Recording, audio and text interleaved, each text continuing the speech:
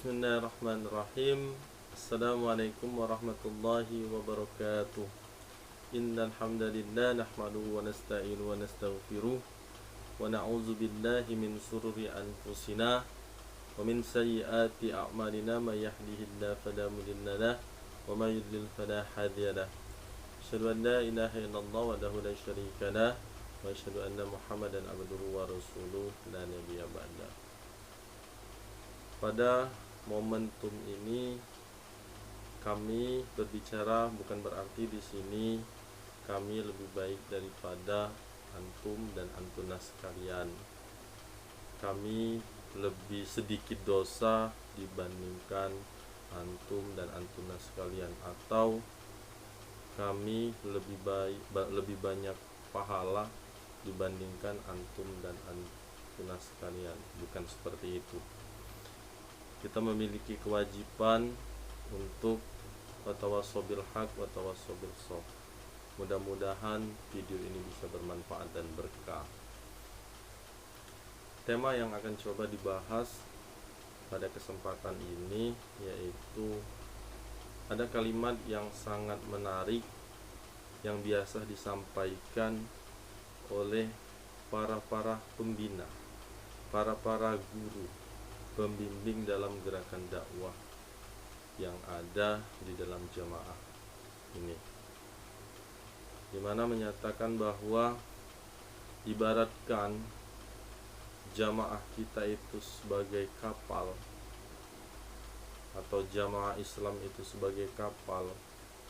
Janji Allah sudah dapat dipastikan bahwa kejayaan Islam itu pasti akan muncul kembali.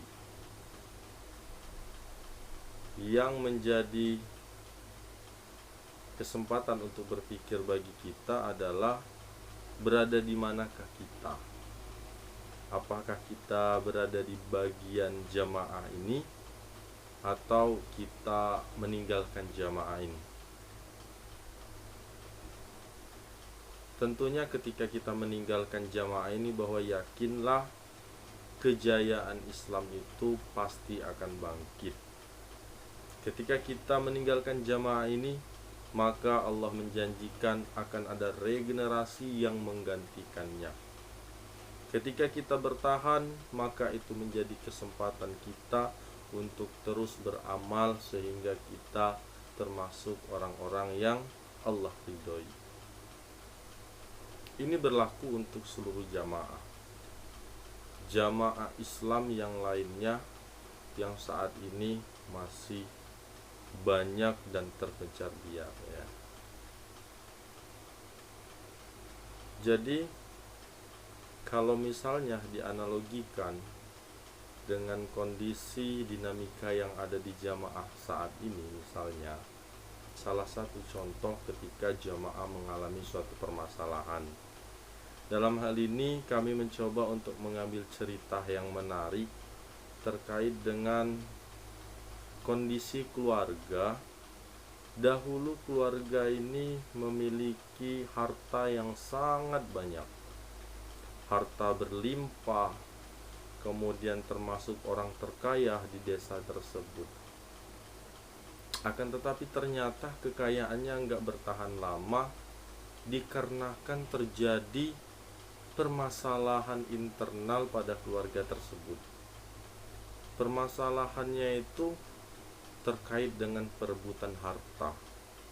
Artinya mereka mengejar dunia sehingga terjadilah konflik.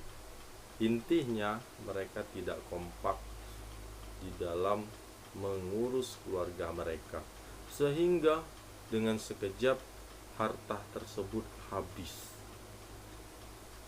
dan kekompakan itu jauh dan tidak terwujud. Hal ini terjadi kenapa? Ternyata ya, seorang kakak atau guru, dalam kasus ini seorang kakak sikapnya terhadap adik. Kakak tidak menjadi kakak yang baik dalam mengelola keluarga tersebut. dia tidak memposisikan sebagai kakak yang baik, di mana tugas seorang kakak itu adalah menasehati, kemudian merangkul, kemudian mengajak. Nah, kemudian sang adik juga demikian, tidak menjadi adik yang baik, di mana berusaha untuk menurut apa yang disampaikan oleh kakak. Tentunya di antara mereka akan memiliki cara pandang dan berpikir yang berbeda, sehingga muncullah konflik dan permasalahan. Kakak yang baik seperti apa?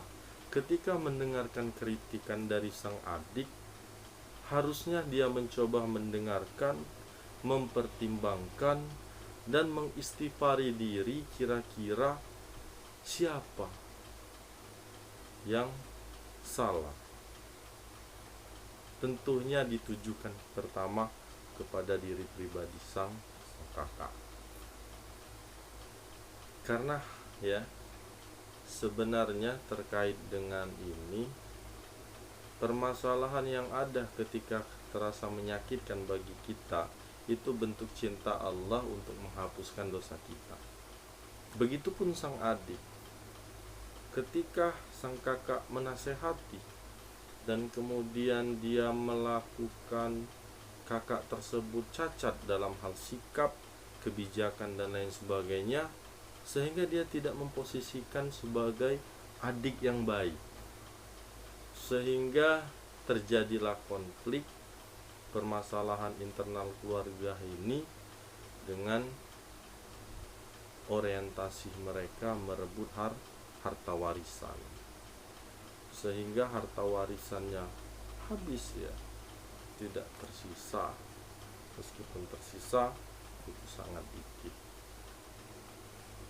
Nah, dari cerita tersebut, yang ini merupakan cerita hikmah, kita dapat mengambil satu buah, banyak ya sebenarnya ibroh yang paling penting, bahwa ketika orientasi kerja dalam suatu keluarga, jamaah, lembaga, dan organisasi apapun, orientasinya itu harta, maka konflik internal dan lain sebagainya sangat mudah terjadi. Kuatnya terletak di keikhlasan. Ketika memiliki keikhlasan, seluruh elemen yang ada di organisasi ikhlas, maka Allah Subhanahu wa Ta'ala akan memberikan kemudahan, keberkahan dalam kerja-kerja tersebut. Sehingga apa? Ketika sang kakak dikritik sang adik, dia nggak mudah baper. Ketika sang adik dimarah oleh sang kakak, dia juga nggak mudah baper. Karena apa? Toh dia kerja bukan untuk sang kakak, toh dia melaksanakan amalan bukan juga untuk sang adik, tetapi yang dia lakukan adalah untuk beribadah dan ikhlas kepada Allah Subhanahu wa Ta'ala. Dengan demikian, ikatan yang paling kuat dalam organisasi itu adalah keikhlasan. Dan semoga di sini kita diberikan oleh Allah Subhanahu wa Ta'ala keikhlasan, keistiqomahan di jalan dakwah ini. Karena tidak adanya kita, pasti akan ada yang menggantikan.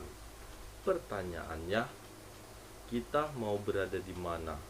Di dalam jamaah atau di luar jamaah? Dan Allah lebih ridho kita bergerak dalam gerakan jamaah bersama untuk mewujudkan kejayaan Islam kembali, sehingga bisa adil, bisa sejahtera, bisa bahagia, dan yang paling penting mendapatkan ridho Allah Subhanahu wa Ta'ala. Mungkin itu saja yang dapat kami sampaikan. Niat kami menyampaikan ini semoga Allah berikan keikhlasan. Apabila ada salah kata sikap, kami mohon dimaafkan. Itu murni datangnya dari kami salah itu, kami mohon maaf. Ketika ada kebaikan, sesungguhnya datangnya dari Allah Subhanahu wa Ta'ala. Afan minkum. Wassalamualaikum warahmatullahi wabarakatuh.